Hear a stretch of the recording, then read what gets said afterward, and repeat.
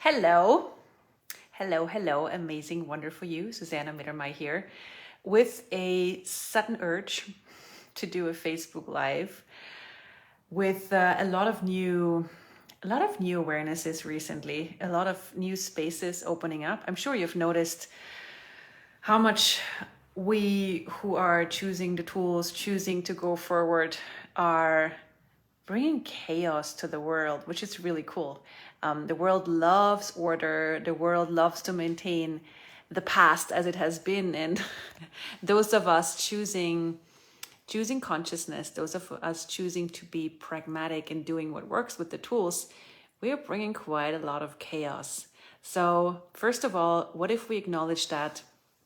And what if we enjoy it? So everything doesn't allow you to enjoy the walking, talking chaos you are, and what you bring to the world. By that will you destroy and create at times a godzillion. Right, wrong, good, bad, pot, pock, all nine shorts, boys, poets, and beyonds. So many people think chaos is a bad thing, and chaos is actually movement. It's change. It's being the change on legs, basically. And once you stop avoiding that, how much freedom would that give you? So notice how much chaos you bring to every situation. Maybe you've noticed when you go to your family, when you meet friends, or whoever you interact with, are you always comfortable? Are you comfortable for other people? And so many people think, oh my God, I'm so uncomfortable. I feel so wrong. I feel so bad. But who does this belong to? How much is you and what you be and the change and the chaos you bring to the world? How much is that actually making other people uncomfortable? And how much of that uncomfort have you bought as yours? And how much fun could you have bringing chaos and change and movement to the world? And enjoy it. So everything you've been avoiding about that will you destroy and create a place times a godzillion. Right, wrong, good, bad, pot, pock, all nine shorts, boys, poets, and beyonds. Aren't we funny?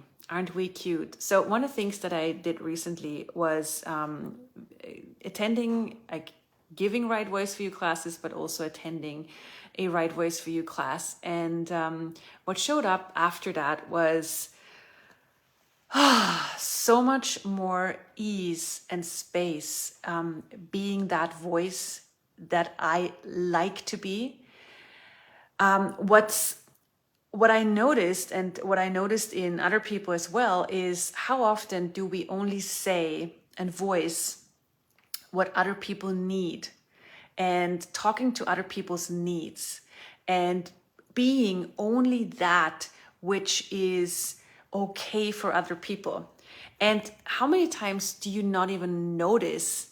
How many times do you not even notice that you are catering to other people's needs? Granted, we're all really, really good at that, but what are you creating with your voice in the world? So if you want to bring out your products, if you want to bring out your business, if you want to, be seen and heard in the world, and you are super busy catering to other people's needs, can you really have your voice? So how much are you defending? Or let's say, how much energy are you using to defend other people's needs?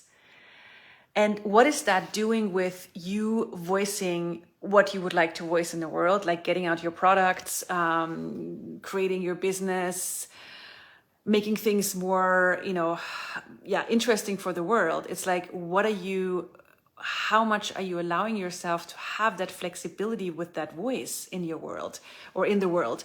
And it's like, if you, for example, post on social media or however you promote what you do, it's like, are you really, really, really allowing yourself access to your voice? Or are you having in the back of your head, what do other people think? What do they need? What can I say? What can I not say? What's okay? What's not okay? So how many universes and realities are you avoiding and defending at the same time, which keeps you having your voice in the world? And everything that is times a godzillion. Holy moly, will you destroy and create it all? Right, wrong, good, bad, pot, pock, all nine shorts, boys, poets, and beyonds. So it's like if you like have this lust of letting the world know what you know and inspiring the world and bringing chaos and movement to the world, because that's actually what's required now. There's a lot of order, a lot of people trying to maintain the past. But if we choose to be the leaders, if we choose to create our future, we gotta be the chaos on legs. And every time you ask a question, you create chaos. Every time you don't hold yourself back, you create chaos. Every time you don't judge yourself, you create chaos, and you create a different future. So where else and how else could you allow yourself to have this lust, this joy of voicing what you know the way you would like to voice it? It's like, how much of your weirdness, how much of your creativity, how much of your crazy are you avoiding because you think, oh my God, if I expose that to the world, no one will ever buy my product. No one will ever be my client again. So everything that is, will you destroy and create it, please, times a godzillion. Right, wrong, good, bad, pot, pock, all nine shorts, boys, poets, and beyonds. So I can tell you a little story. So when I started out as a psychologist and therapist, I learned that, okay, now I have to be at least a little bit normal. I have to be serious and all that. And I tried that for a very short time because it cost me a lot of energy, because it's so much not me. But I thought I had to be that. And I thought that if I am crazy happy, I will not be taken seriously. I will not be able to do my job as a psychologist. So I played that game. Well, it's not been a game. It's been very serious. I did that for a while and it cost me a lot of energy. And it didn't expand my business. I thought it would. I thought, like, if I'm like all these other therapists and psychologists, I even bought glasses to look, serious and intelligent. And I thought that if I do that, it will be the straight way to more success and more clients. Well, that didn't work. Why? Because I went against me. I wasn't being me. So then I went, you know what? This is not how I would like to be a psychologist. This is not how I would like to facilitate change in the world. It's like, even if I lose my job, even if I lose my license, it's not worth cutting off me. It's not worth not being me. So I turned myself up. I turned on my, crazy, happy, weird, different, blah, blah, blah, anything. And guess what? I got more clients. I got more people coming to me. And the people that came to me said, you know what? I've been to so many therapists. I've been to this person, try to solve my problem. I'm done with serious. I'd like something different.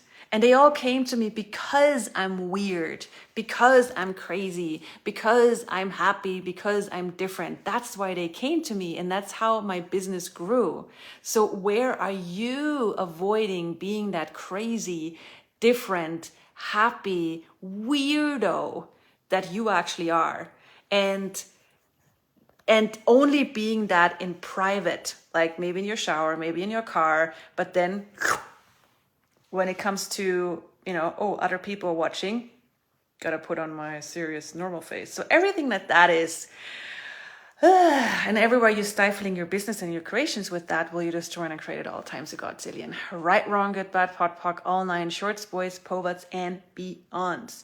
And since I opened that door of crazy in public, oh my gosh, so much more ease for me in my body.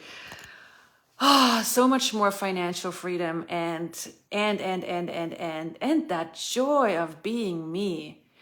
And it's like, imagine, like, how could you show up in the world if no one's expectations matter to you?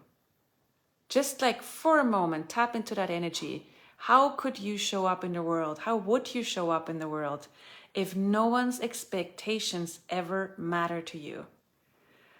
And what would you like to create? What creations would you like to breathe life into? And what if you were willing to be judged for it? And that's something so many creative, amazing people use as a, how do you say in English? Use as a break. Like they use judgments as a break. I mean, not a lunch break, but it puts the brakes on. It stops. Like, people use judgments to kill their creations. And what if it doesn't have to be that way? What if you become clear on, okay, so how would I like to give voice to what I would like to see in the world? What is my way of doing so? How would I like to voice it? If you use graphics, what colors would I like to use? Like, not just like, how do other successful people do it, and I'm going to do it their way. That actually never works. So what if you become clear on your way of doing so, and notice the peace and the relaxation that gets created from that? So I'm excited. I'm excited for more people becoming the leaders of their lives and and having that joy of being seen and heard as them.